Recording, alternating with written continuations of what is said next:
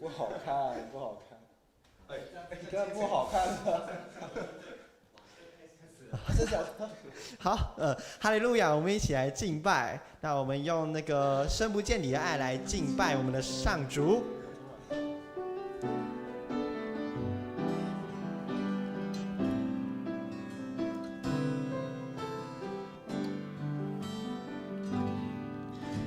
圣经里面说，天父何等爱我，不管做对做错，爱我一样多。认识你之后，不再为自己活，愿圣灵帮助我，能经历你更多。深不见底的爱，没有别处能找到。按你形象造我，深深认识我，我每一根头发，天赋你都细数过，恩典如繁星一样多。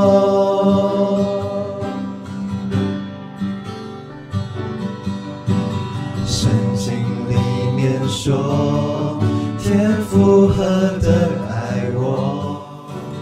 不管做对做错，爱我一样多。认识你之后，不再为自己活，愿圣灵帮助我，能经历你更多。深不见底的爱，没有别处能找到。按你形象造我，深深认识我，我每一根头发，天赋你都细数过，恩典如繁星一样多。是的，主，你稳住我们的步伐，使我们来到这里为你做工。请用你的爱浇灌我们，请让我们被圣灵充满，使恩典长存在祷告会，在短宣当中，在所有营队的小孩当中，在小港区这个地方，让我们所有的同工内心都被爱充满，深不见底，深不见底的爱，没有别处能找到。按你形象造我，深深认识我，我每一根头发，天赋你都细数过，恩典如繁星一样多。深不见底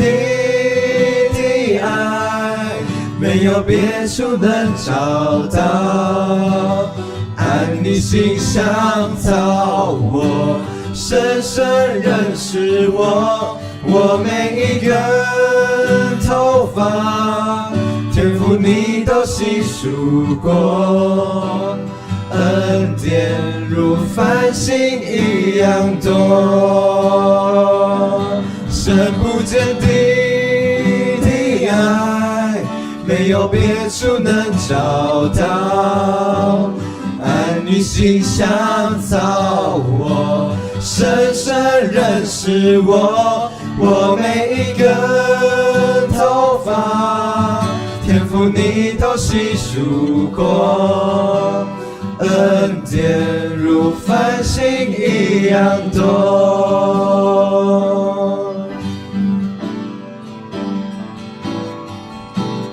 你在沧海中开道，大水中开路，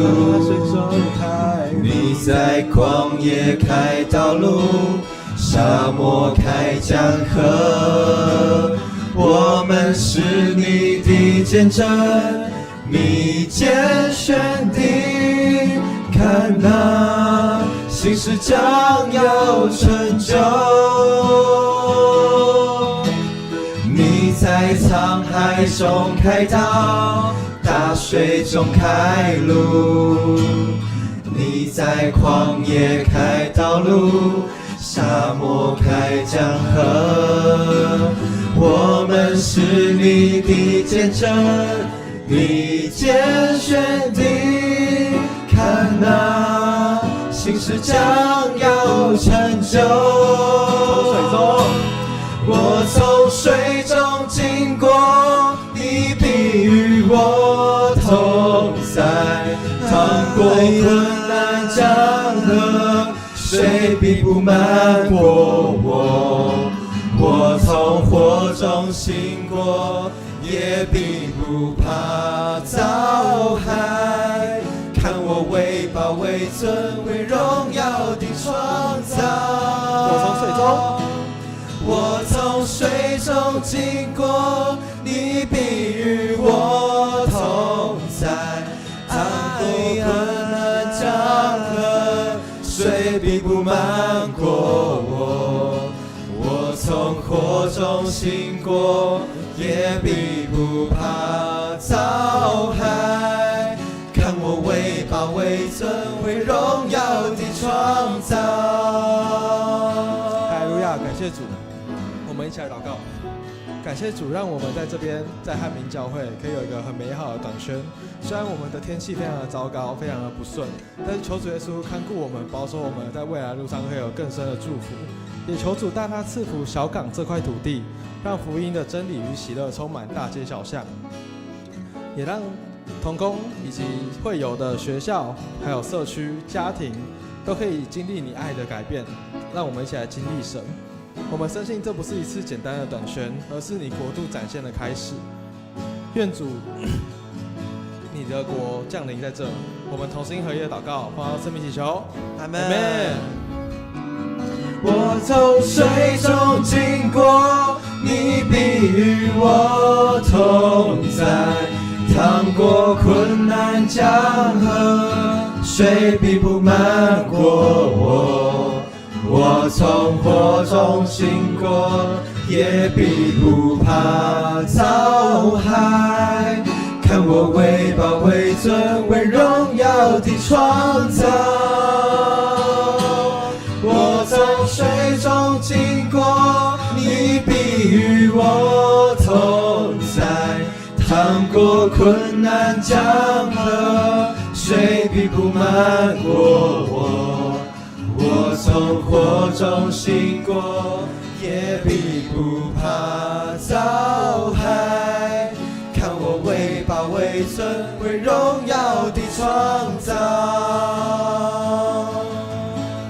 你在沧海中开道，大水中开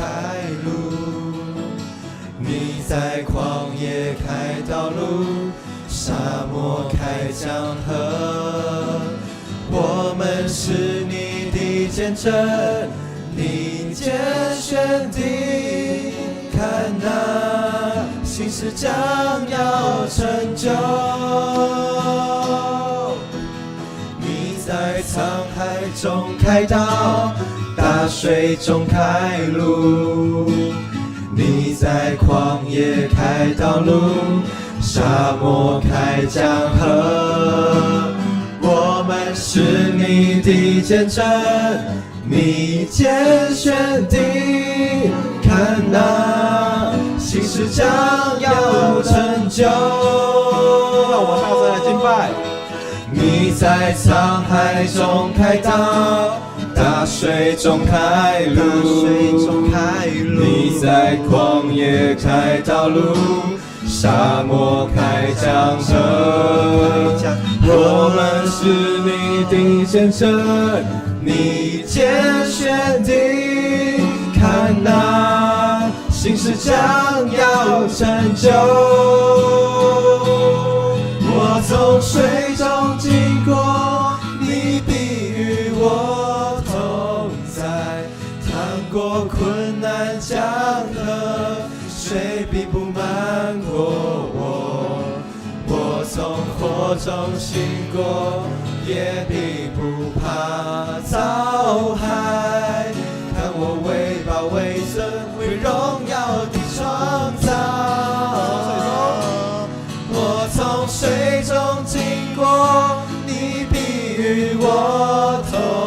在，趟过困难江河，水必不漫过我。我从火中醒过，也必不怕遭害。看我为宝为尊为荣耀的创造。我从水中经过，你必与我同在。趟过困难江河，水必不漫过我。我从火中醒过，也必不怕遭害。看我为宝为尊为荣耀的创造。为宝为尊，看我为宝为尊，看我为宝为尊为荣耀的创造。哈利路亚！让我们将掌声归于我们的神。哈利路亚！好，接下来是义成兄弟的见证，我们欢迎他。兄弟，对不起。好，我们先等旁边的同工受一下。好，好，大家平安线上参加的弟兄姐妹也晚安。我是参与短宣服事的义成，然后今天我们的祷告会办在高雄汉民小港教会。那高雄小港汉民教会，不好意思，有点紧张今天一整天都很紧张，每次在营期都非常紧张，尤其我们状况非常的多好，那我们也我们一起邀请迦南教会参与的同工到台前上。那我们介绍一下自己的名字。对，来，大家上来，大家让镜头上的人看到你们。对。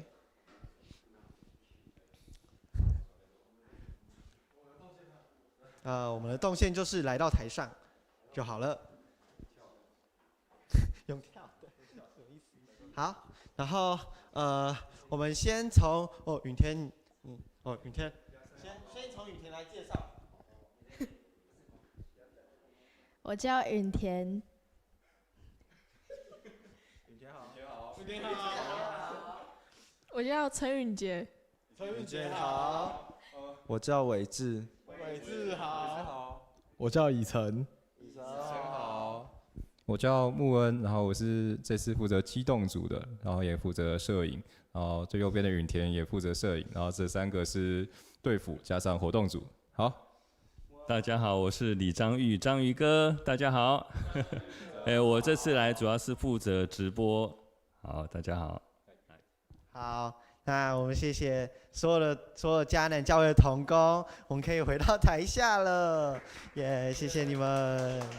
好，那我是这次的队长义成，然后我会来为今天的祷告会做见证分享。那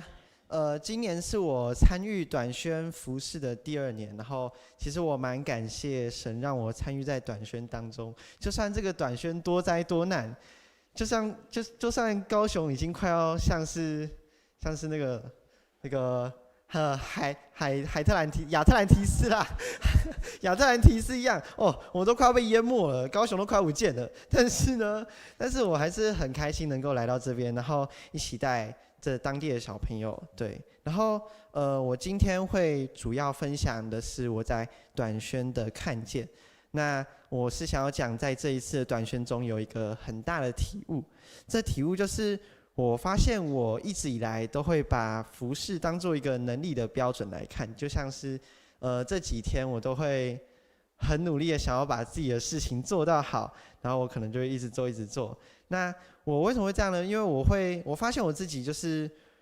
我会想要把自己就是一个很完整的感觉就是呈现在面前，所以我会想要尽力的做非常多的事情。但是我觉得神很神奇的是，他会在很多地方透过各样的事情来提醒我们。像我们这次其实有一个祷告墙，那这个祷告墙是禁食祷告墙，禁食祷告墙上面我们都会每天都会贴那个叶子在上面。那每次禁食祷告的同工，他都会在禁食祷告当中，我们就是把我们自己想要祷告的事项写下来，把它变成一个叶子贴到那个树上。那个树上呢，它它已经快要到春天了，它春天已经有一半的春天来到我们的教会里面。对，好，我们就很感谢大家都写了很多字，然后我看了就觉得哇哦，真的是非常厉害这样。对，然后就是我为什么会讲到这件事呢？哦，对，我为什么会讲到这件事？好，那因为我是一个很喜欢要求我自己的人，对，所以是在服事上要求我，可能其他事情还好，但是我在服事上我会比较要求我自己。对，那所以像我这次就是我在一个礼拜一的早祷的时候，我就发现，因为我的早祷教案是在我的早祷 PPT 是在昨天的，那就是礼拜一前的晚上1点多的时候我在做。对，那时候我们的经文是讲到路加福音3章38到42节。那这个节其实我很常读过，因为这个就是耶稣探望马大和玛利亚的故事嘛。因为大家可能一定都有读过这个故事，但是我那时候在准备的时候，我就一个人在黑暗中准备，然后我就发现，哇，我真的很像马大我就很像是那种一直忙于那个服侍人，然后好像抓不到自己的时机这样。对，然后我就会发现，在那一刻我就觉得，哇，就是我好像自己有点做的有点做过头，就是我会想要一直花时间，然后去改一些东西，然后去做一些东西这样。对，然后那时候我甚至有在想，那其实我也很累嘛，那我为什么不干脆好？那我既然都读到这个章节，感觉神就想要用话来告诉我，那明天就是不用 PPT 就好了，那我们就来一个自由的早祷啊！但是我最后还是把它做完了。对，那我就是觉得我就觉得哇，我是一个不懂得如何让压力减小的人，因为我为了让事情不要出差错，我就会一个人开始忙起来，然后我也会很习惯在晚上的时候，因为我夜深人静的时候，感觉自己就是一个属于自己的时间，我就可以把很多事情都拿出来做，这样。对，那这可能是我之前建筑系的一个习惯，因为我发现它影响我真的很深，我的睡眠时间被完全的侵盖掉了。对，所以我那时候我在今天的时候，就是今天刚刚发生的事情，然后我就是在今天，因为很多很重要的干部们他们都回到桃园了，所以变成只有我一个人。对，两个牧宣，然后子宣，他们都走了，然后哇，他们都帮了我很多这样，然后突然就变成礼拜三好像只有我一个人，然后我就觉得就很多事情突然接踵而来，然后好像有很多事情我还没有足够的能力去应付它，有足够的能力去掌握这个局势，就像是好像队长真的是好难当就是我在这次的体悟真的是好难当，因为真的要做的事情太多了，而且我也不太懂会如何分派工作这样，所以那时候我就是有点小沮丧，对，然后有点小难过这样，对，但是我在就是礼拜一的早祷的时候，我就发现我必须要把自己交托给神，就算是我当下有很多的服事要做，但我在中间的时间，是我在中间的时间，我应该是在中间，我在今天的某一个时段，就是一个人，就是我先把我自己的东西都先放下，然后那时候不是我禁食祷告，但是我就是一样来到祷告书面前，然后我就是一样把我自己放在那边，然后努力的去做几个祷告，然后我其实在那边待了10分钟，我没有写书页，我就在那边，然后一直祷告，然后祷告10分钟，我突然觉得好像有很多的东西都被放下，就好像我有一段时间能够好好的把我自己给放松下来，不要再面对这么多的压力。那我觉得我在那时候完成这件事情之后，我就觉得哇，跟神连接真的是一个很重要的事情，因为我们很常在忙碌中把神给撇下了，是我们可能在各样的事情上，我们都被埋没这样。对，所以我觉得这真的是很恩典的事情，因为我选择在忙碌的状态中把自己交给神，然后我让神为我掌权之后，当我全然的将自己交在他手上，我才明白其实我会这样的忙碌，是因为我还不够接近神，我才会有这样的忙碌，而神他一直在等我好，那这是我很大的体悟。然后短宣还有2天，然后也希望这个天气也不要再作乱了。好，然后这样的我现在的见证就先到这边，然后很感谢大家。然后再来是再来还有一位那个姐妹要见证，她是去年一起参与在短宣当中的青年。那他在今年，他们也对汉民教会的青年，对，然后他们在今年也再度和我们一起同工。那其中一位青年他是永贞，还有准备见证要分享，我们一起欢迎他。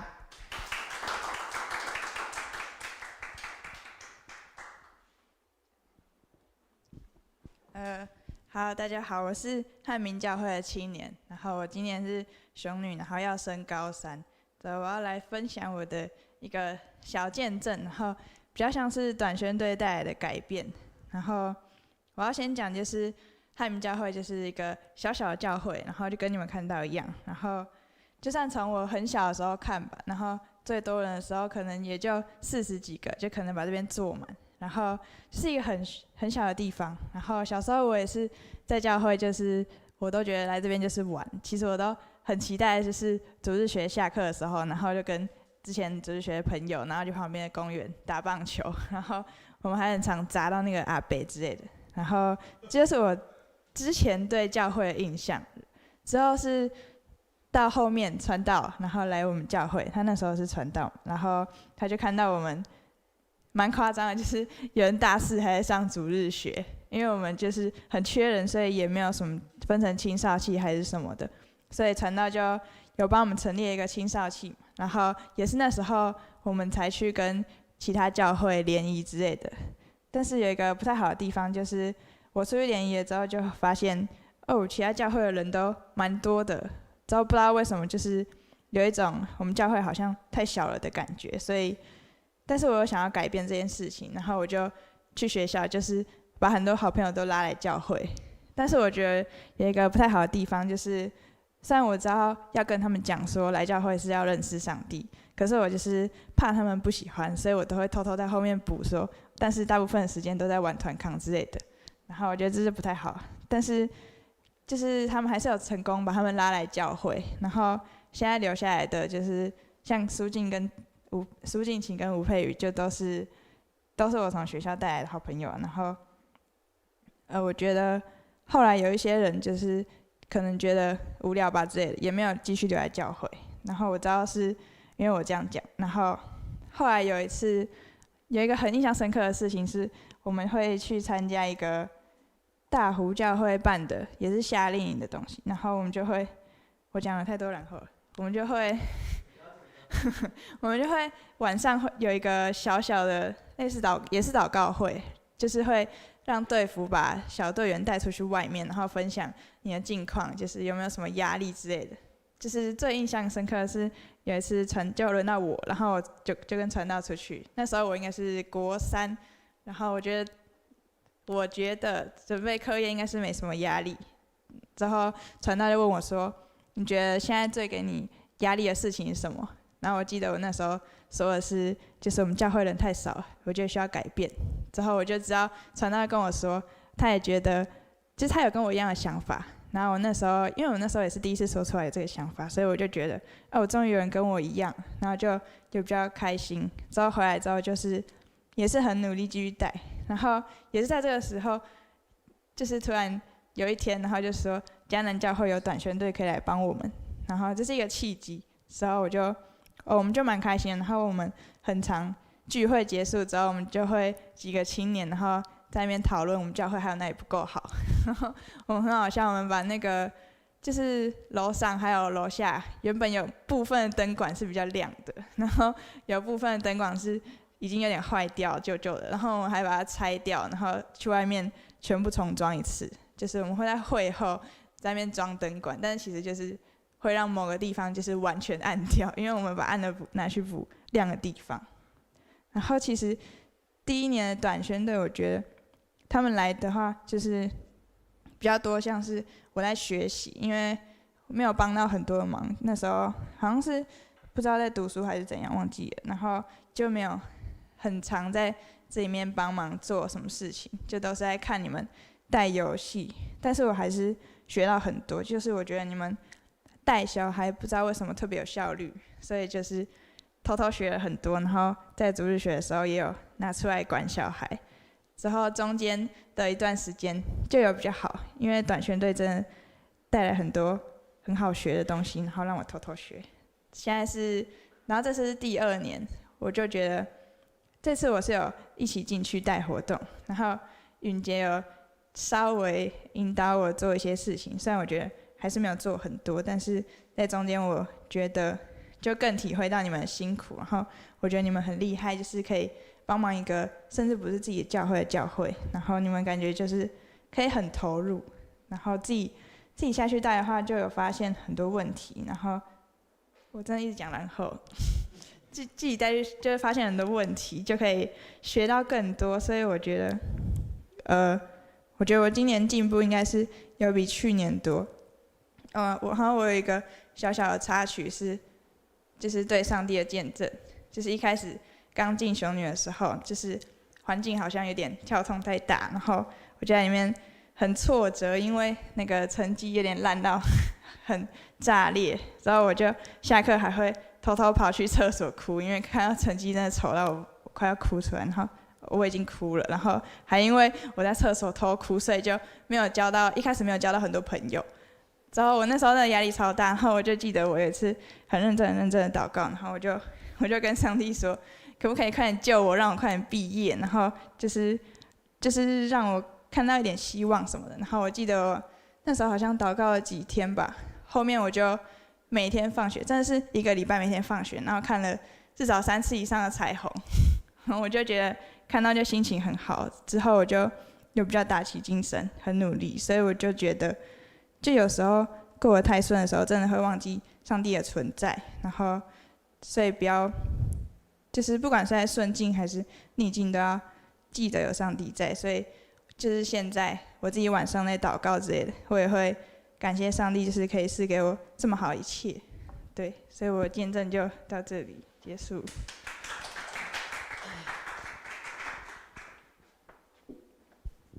好，大家好，我是汉民教会的牧师，我叫泽汉。那刚刚我们的青年也有说，就是这是我其中一个很得力的助手，一个很棒的同工。另外还有2位，一位已经北漂了，一位回家当阿嬷的乖孙子。好，那对我来到这边之后，把这一群这个好，那这个我先把它移到一边哈，这个有机会明年有机会再分享好，或者是你们可以来高雄汉民找我聊天或泡茶都很欢迎。那我被邀请，我被一成队长邀请来分享我们汉民教会的现况，以及为什么我们需要短宣的同工来帮助我们。那其实第一章。谢谢。在汉民教会其实是一个很独特的地方。刚开始我在神学院抽签的时候，哇，我抽到寿山中会，它是有一支签叫汉民教会。我抽到的时候，我旁边的同学跟我说：“你死啊！我跟你讲，那一间很困难哦，你很快你就要走人了哦。”他们说那边有很多长老很凶，很爱吵架，然后会赶传道这样子。然后我的心里就扑通扑通很害怕，我就一直祷告说：“主啊，救我！我不要那么早就阵亡这样。”因为听说刚毕业的传道阵亡率都很高。但是我来到这边之后，我观察了整个环境，我都会大街小巷这样用走路的，用双脚踏出我的脑袋的地图。那我发现其实这个地方环境很好，然后资源很多，人口很多。那我就去查了它的历史。以前过去小港其实很多甘蔗田，那主要都是海运，因为在这边做了甘蔗之后，借着海运运到一些外地的地方，或者是国外来去销售，所以大部分这里都是做渔业的，所以有叫做港仔墘的称号。那但是后来呢，时代跟着改变，开始有工业出现，开始有台船、中钢、中油在这个地方来建设、来发展，甚至后面还有机场，所以开始人口大量的移入，然后把这些甘蔗田全部都移空，开始出现很多的住户啊，那居民都移入，所以这个地方呢的人口总共有大概15万人左右。那在转型之下，其实我们可以看到很多福音的禾场是一个很大的区域，所以高雄有2个宗会，高雄宗会跟寿山宗会，他们就看到这个禾场很棒，他们希望能够来到这个地方来开拓教会。但是小港圈很大，但是我刚刚有讲到被一个机场分为2半哈，所以如果你要跑到北区，就要绕过永贞他们家刚好在中介点，要这样绕过去才能到小港的北区这样。但是这样的小港里面，总共就有7间的长老教会，7间很多。那在小港区不只有这7间长老教会而已，跨教派总共有17间教会。所以我这样算了一下，如果整个小港区都信主的话，哈。一间教会大概可以坐9100个人，但是不幸的事情是我们最多人的教会高中教会大概有200多人到300人左右，那其他大部分都是小型教会，那有一些比较多人一点，可能到中型这样子。那为什么福音的禾场这么大，但是教会的人数还是没有人进来呢？是因为这个地方的人大部分都是蓝领阶级，都是做工的，都是在工厂上班的。那为了让工厂能够24小时不间断，所以他们分成8个小时为一单位，做3班制。那他们就3班这样一直轮。那大人这些工作的人，他们结婚了、生小孩了，谁来帮他们照顾小孩？哇，这时候又有一个新兴的产业叫补习班、安亲班进来了。那因为上一代做工很辛苦，所以他们希望小孩子能不要吃苦，那他们就会要求他们的学业要怎么样，要很努力。所以我这3个得力的青年都是高材生哈，一个雄女、雄中，然后一个高雄大学，都很会读书。那所以可以知道小港区的学业竞争很激烈，工作的竞争也很激烈，所以。虽然人很多，但大人都在工作，然后小孩都在补习，很难有机会能够看到他们走进教会里面。那我们教会其实算很年轻，所以我要带你们看一下教会历史。我们教会到今年为止是39年，明年要迈入40年这样。那我们是从1987年开始设立，由第一任牧师丁荣林牧师来这边开拓。他是由寿山宗会看到这里有一个广大的禾场，然后他们担心高雄宗会跑进来这边先抢走这些羊群，所以就派了我们的开路先锋丁牧师进来，然后在崇文路的地方找了一个聚会所，然后在那边开始聚会。那到人数增长了一些了之后忘记分享了。那我们今天短宣队中午有吃肉粽，是我们长老娘包的。那他的先生呢，蔡长老就是跟着丁荣林牧师一起来开拓小港区，就这样一户一户拜访，然后找了好几户出来，然后组织了一开始的教会。那因为我们是从德生教会派出来的开拓的这个支会，所以我们的当时候的教会名字叫做德生第2教会。那我们就是他开拓第2间，所以叫德生第2。那一直到1989年，在现在这个地方买了安和街的8号跟10号，然后中间打通，变成现在这个礼拜堂哈。所以我们那时候就期望说人数可以慢慢增加。那很感谢那个时候德生教会奉献了不少的经费我记得这一栋大概是600万左右，当时候39年前的600万，然后德生为我们奉献了400万，然后100万是跟互助社借的，然后剩下100万是我们这些会友慢慢奉献然后请出来的。那很快的我们就偿完了所有的房贷跟这些款项，然后也升格成堂会，在1991年的时候。那目前呢是我担任这个第5任的传道人从丁牧师开始，那第2任是廖荣廖鸿荣牧师是第2任，他待了1任的时间。接下来是第3位郑明志牧师，他从传道师提考啊分配到这个汉民教会，也在这里就是原地封牧。然后后来因为生涯规划，所以就出国读书，就离开这边。到第4任是吕武昌牧师，这个吕武昌牧师是我阿公的同学，那时候他来募款，还有告我修音这样子。那到我就是我是从传道士抽来这边，也是原地封牧。那时候就觉得说这边的青年他们都很贴心、很认真。那我如果离开了，他们又会打回原形。我已经解散掉组织学了，那我离开之后又没有人带青年，那怎么办？所以我就刚好在去年我有分享过，我在1场礼拜后遇到木轩跟婕妤，他们就说你有没有需要？我们对这个地方有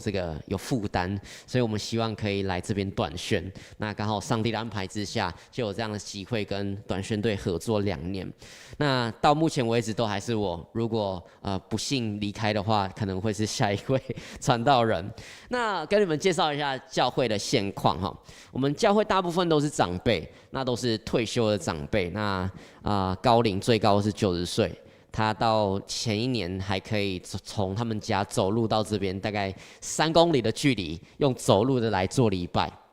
哇，他是很热心爱主哈。那其他大部分都是70几岁，接近80岁。那这中间的这一段，那大部分大家都体弱多病，身体不好，所以很难有机会在一起同工这样子。那在中间的这个壮年的阶段，就是我现在的青年的父母，就是现任的长老啊、执事这一辈的。那他们都忙于工作，就像我刚才说的，就是有这个在中钢工作，然后在台电工作等等的，所以他们其实工作时间很繁忙，没有办法在平日的时候跟我一起同工。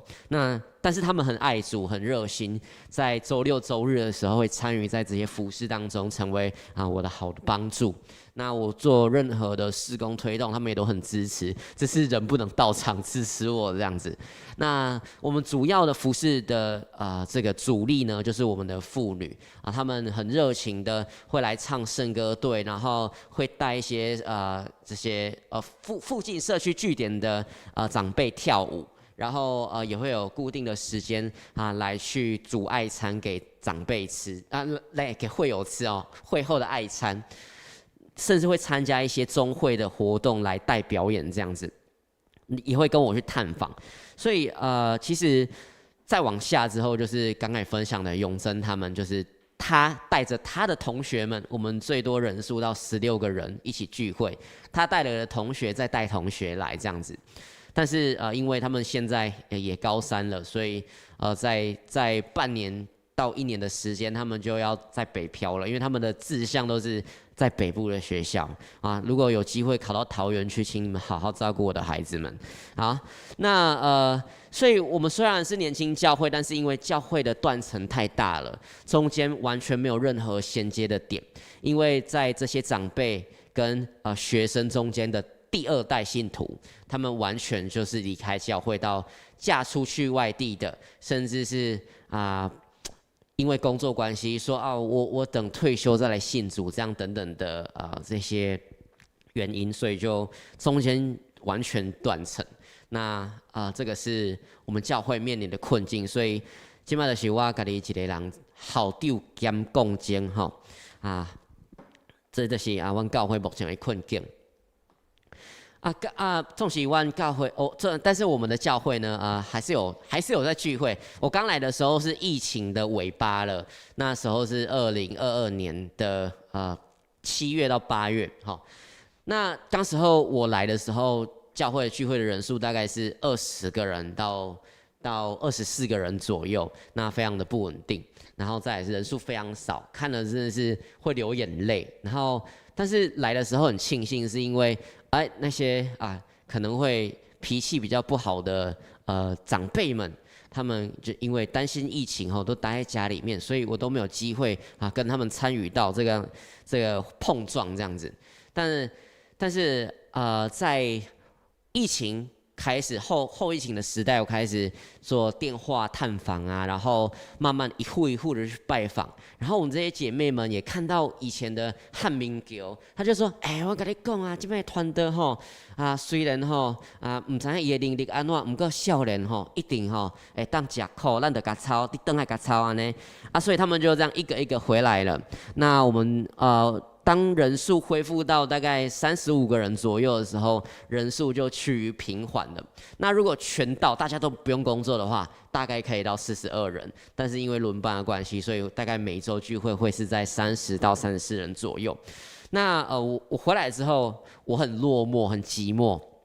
因为礼拜一到礼拜六的6点以前，都只有我一个人在教会。那时候我也还没结婚也都没有弟兄姐妹来教会找我泡得，所以我就很寂寞。那我就一直在想说，你派我来到这个地方，什么都没有，神啊，求主你帮助我，我可以做什么？那在跟其他同学的这个线上的这个聊天当中，我就有听到同学分享到，有一个神学叫做有一个神学家叫司布真，他说教会的心脏就是祷告，所以呢，不管任何的事工，开始一定要做祷告会。那时候很开心，我在当我得到这个感动的时候，我就说真的，那我们就从祷告会开始。我隔一周的主日礼拜，我就邀请大家说，我们来做一个祷告会。那祷告完之后，我们一起来读上帝的话语。那时候所有的姐妹们都到了，总共有10个人，然后我就很感动，我们的教会的心脏这么大量呢，然后大家都很开心、很喜乐的来参与。但是这个好景不长，大家年纪到了，有的回去看上帝有的呢有新的盼望回去照顾孙子有的呢换了工作离开小港区，所以后来呢只剩下我跟一个姐妹在这个祷告会里面，所以心脏有点弱，看起来有可能会心肌梗塞。请你们为汉民教会持续的代祷，让我们都可以有机会一起来到教会，一起为教会的事工跟上帝国祷告。那在查经祷告会之后呢，我也重新的省思说，教会的主日学好像有点不健康，所以就像刚刚永贞讲的一样，我把它停掉了，然后成立了青年团契。那我就从这几个青年当中开始慢慢的培育，慢慢的生根，重新带他们扎根一次信仰。那经过快要2年的时间，他们真的变成我很好的同工，跟着我去中会参加教育部的活动，来参与在这些主日学师资的培训当中，他们得到感动，然后也在那一个他刚才分享到那个夜晚，我跟不同的青年们都有这样的负担。所以不只是永贞他讲出我们教会需要长大这样的见证跟感动，其他的青年都有同样的盼望。所以我们其实很努力，虽然我们没有方向，但是我们一直不断的去调整。那主日学最多，我们那时候从头开始做，然后人数最多的时候有10个，但是因为家长觉得每一周都只是来这边玩游戏、唱歌，然后听听小小的故事，好像没有什么太大的帮助，所以又送他们去补习或才艺班，对我们来说是一个很大的挑战。那当然不是每一个都补习，因为还有一些是阿公阿嬷带孙子孙女来。那这当中，如果他的女儿儿子没有把孙子带来小港区住阿公阿嬷家的话，他们也没有机会可以来认识福音。但是值得让我们感动的事情是，在这个主日学当中，固定班底有一个小孩，他从中班的时候开始进来，他一开始会打人看到长辈都不叫，然后对牧师还是拳打脚踢，把我当牛马在踩这样子，完全没有尊重。但是经过2年多我们的培育，那本来人看到都会害怕，这些青年看到都会害怕的这个小怪兽，在2年的过程当中被主这样琢磨到，看见人就会叫，会念平安，然后在主日学唱歌最大声就是他，听故事都听进去的是他，撞到人、误会人都会说对不起，甚至在这次营队当中，还拿了50张的传单回去班上来发放。所以我觉得短宣队来带了很大的改变，虽然人数一样不稳定，但是我可以知道的事情是，我们在质量上面有增长。那愿主祝福在迦南教会每一位服侍的同工上面，也为了这些服侍同工以及牧家来祷告，因为有他们的帮助，有他们被呼召，才有更多需要的地方能够得到支持与祝福。愿荣耀归给主。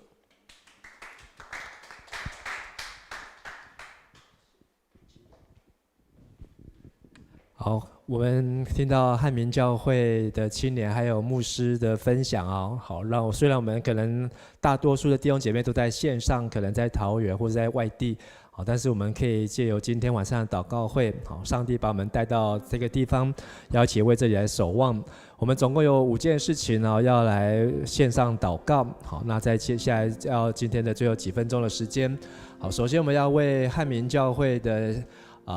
弟兄姐妹的信仰的建造，好，跟根基，好，能够来祷告，好，求上帝透过张牧师，好，张牧师今年也当爸爸，好，他的儿子只有6个月啊，2月才出生啊，好，所以张牧师跟师母非常年轻，那他们在这边来服侍，那也求主能够透过张牧师来带领教会的长职以及年轻人，能够在这里能够奠定福音的根基，好，能够继续把汉民教会39年，刚刚过完39年，明年就是40周年，好，能够成为一个美好馨香的祭，能够来献给神，好，也能够在这个地区成为光，成为盐。我们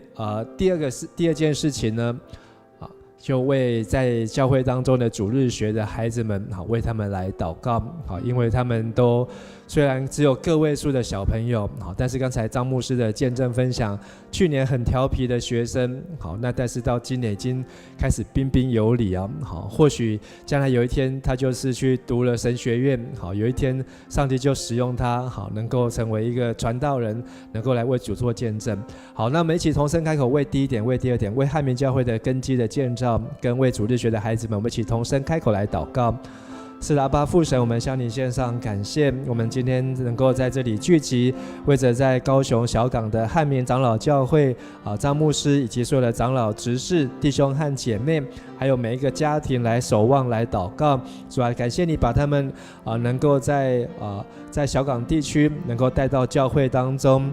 虽然这个教会还没有很多的弟兄姐妹，但是在这里有神你忠心的仆人有神你所拣选的子民也有上帝你所呼召要来做主的工。主啊，求你特别赐恩典祝福在每一位汉民教会的弟兄姐妹的身上。我们也特别为在汉民教会的主日学的孩子们来祷告你说不要叫我们小人小看我们年轻，只要在言语行为爱心信心清洁上都能够成为信徒的榜样。我们奉主耶稣的名来祝福在汉民教会的主日学儿童事工，求上帝来带领这些孩子们，让他们能够从小就能够亲近主，能够来遵行神的话，走在上帝所喜悦的道路，使他们一生到老都不偏离，能够在各个地方，也能够在高雄小港，能够在这里为主成为光成为盐。我们在你的面前献上我们祷告祈求，奉靠主耶稣的名求，阿们。接下来我们要为汉民教会的世代传承来祷告。好，我们看见汉民教会虽然有这个断层好，但是也求上帝能够让牧师让长职弟兄姐妹能够有意向好，能够把这个中间的这个断层能够把它弥补起来好，能够带领家庭好，能够带领孩子好，能够一人得救全家得救，一人信主全家信主好，愿上帝来带领汉民教会好。那在去年我们来到小港汉民教会的时候，印象很深，就是其实这里虽然教会在巷子里面不过这里呢其实非常的热闹好，在这个外面的街道上呢好，第一个吃的很多，好，第二个学校很多，好，在这附近有国小、有国中、有高中，还有大学啊，好，大专，而且呢，第三个这里的补习班很多，好，那这如刚才牧师所分享的，好，这边的父母亲都望子成龙、望女成凤，都希望他们孩子能够认真的念书，好，那在短宣当中、营会当中，牧师也看到在教会的青年他们休息的时间，大家都拿着自修很认真在准备好，他们一边在服侍，一边也在准备学测好，1月要考大学好，所以每一个人真的都是很努力好，那我们也能够为这样世代传承好，能够有意向。第4，我们来为汉民教会的同工好，能够合而为一来祷告。好，让过去教会或许有一些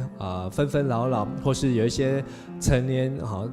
的这些往事，好，但是都能够在主里面好，能够合而为一好，我们要来为教会的世代传承和合一来祷告。我们一起同声开口来祷告。亲爱的爸上帝，阮感谢你这是奉主耶稣基督的名所建立的教会，也是伫小港这个所在来高举主耶稣基督的十字架。主啊，愿上帝你的心来充满伫汉民长老教会的牧者、中职甲同工，互兄弟姊妹会当看见有意向、有目标，亲像约珥书所讲的这阮的囝儿就要讲预言，少年人要年老的人要做民望，要做义望；少年人要看见异象。愿上帝你赏赐你的心，伫兄弟姊妹同工大家的心上，互因有合一的心，也当看见伫这个世代中间，要安怎来敲找这失迷的羊群，将因带到伫主上帝你的面头前。也愿上帝你赏赐智慧，赏赐才能，赏赐一切所需要的资源，伫这个教会这个所在，互汉民教会甲正兄姐同工兄弟姊妹，大家会当真做和谐的教会，彼此相听，也会当彼此接纳，特别伫过去的中间。检查要有一寡的纷争，也是纠纷，也求上帝你的信心、温哥来高抹，互大家拢会当伫主内面会当同心，也当甘心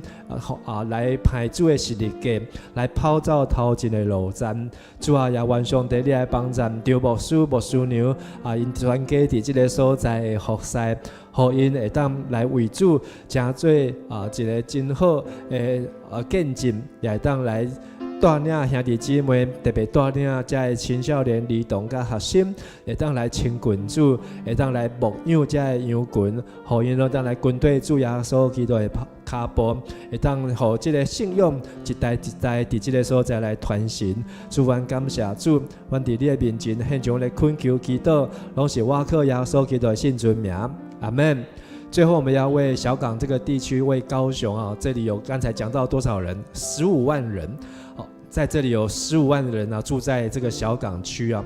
那也求上帝，只有17间教会每间教会都要牧养9000多人。那我们也求上帝来看顾保守，在小港这个地区能够福音遍传。能够让更多人能够听见福音，不论是进入到社区、进入到校园、进入到菜市场、进入到职场、工厂，或是到各个地方呢，都能够让上帝的救恩福音能够传遍在小港地区，也祝福这17间的教会能够彼此连结，能够来宣扬福音。我们一起同声开口来祷告。是的，主耶稣，我们要奉耶稣基督的名来祝福在小港高雄小港这个地区，有15万的人口密集的住在这个地方，他们在这里生活，这里是他们的家，这里也是他们的生长的地方。主啊，求你来祝福在高雄小港17间的教会，让每间教会都能够彼此来守望，彼此来互补，也能够彼此来帮助。感谢你让我们的短宣队能够来到这边来服侍，让我们能够在这里一起起来为主做见证。主啊，也求你差派更多的弟兄姐妹来守望，更多的教会能够来这里做工，能够来撒下那福音的种子。主啊，让15万人都能够有机会来认识耶稣，都能够来听见福音，也能够来回转归向主，能够成为上帝所拣选所祝福的儿女。主啊，求你祝福在这些教会当中，祝福在这个土地上，祝福在这个地方在这里的家庭们，主啊，都能够为主宣扬，为主做工。我们在你的面前献上祷告祈求，奉主耶稣的名，阿们。最后我们请那个队长好，跟永贞你们代表迦南的青年好，跟小港汉民的青年我们来为他们来守望祷告，请那个义成跟永贞来抬到台前。好，那我们其他的人我们就来，大家也来好为他们来好来为他们守望。好，那我们要一起做最后一个祷告。好，就要准备结束我们今天晚上的这个祷告会，好，请你们一起来台前哦。好，我们来按手在他们身上好，求主带领他们在短宣还有3天还有2天的营会。好，虽然第一天遇到台风，好，那暂停但是也让他们在这里有1整天的时间能够一起来同工。我们看见去年汉民的4位青年，他们今年呢也都继续的参与在这当中，而且他们是高3带着这个学测的压力，升学的压力，但是他们都很积极认真的参与。好，也愿上帝带领祝福。我们一起同声开口来祷告。好，最后请张牧师来祷告。我们要奉主耶稣的名来祝福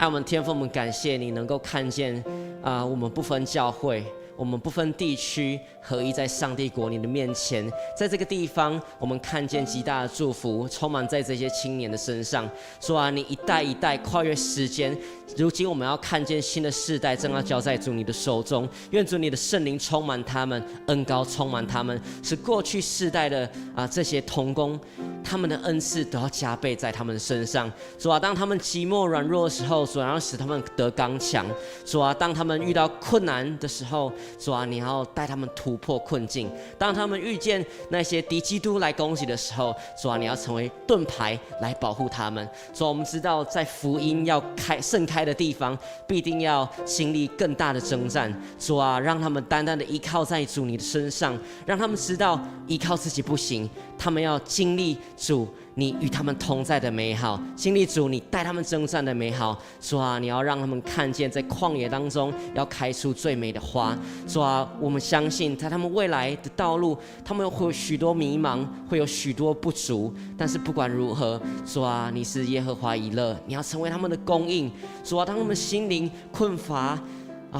得到病痛的时候，主啊，你是耶和华拉法，你要医治他们。主啊，我们将这个世代每一个新的领袖都交在主你的手中，愿主你成为他们的主，掌权在他们身上。当他们因为敬畏你，他们要得着完全的智慧。主啊，因为信靠你的人是有福的。我们也相信这些同工要在这个地方开出美丽的果子，不止在这个地方，他们所踏之地都要成为万人的祝福。我们将这些同工、领袖、牧者、牧家每一份子都交在主你的手中，愿主你成为他们随时的帮助。奉主耶稣基督的名求，阿们。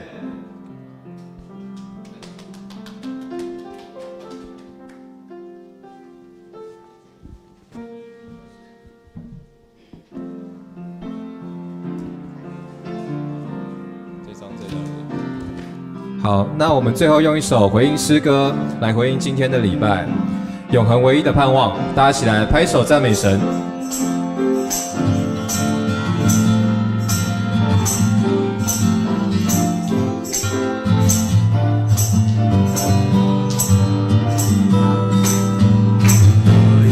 真神，他名字叫耶稣，他来到这世界上，为要救赎你。生命的意义尽在这福音里，只要你开口呼喊耶稣，耶稣是生命一切问题的解答。耶稣是生命一切黑暗的亮光，像忧伤变为喜乐，将惧怕变为力量。耶稣是永恒唯一的盼望。有一位真神，他名字叫耶稣，他来到这世界上，为要救赎你。生命的意义尽在这福音里，只要你开口呼喊耶稣，耶稣是生命一切问题的解答。耶稣是生命一切黑暗的亮光，将忧伤变为喜乐，将惧怕变为力量。耶稣是永恒唯一的盼望，就是生命一切问题的解答。耶稣是生命一切黑暗的亮光，将忧伤变为喜乐，将惧怕变为力量。耶稣是永恒唯一的盼望，耶稣是永恒唯一的盼望。好，那我们今天的祷告会就到这边结束，也请大家继续为短宣队代祷，也愿神祝福大家。哈利路亚。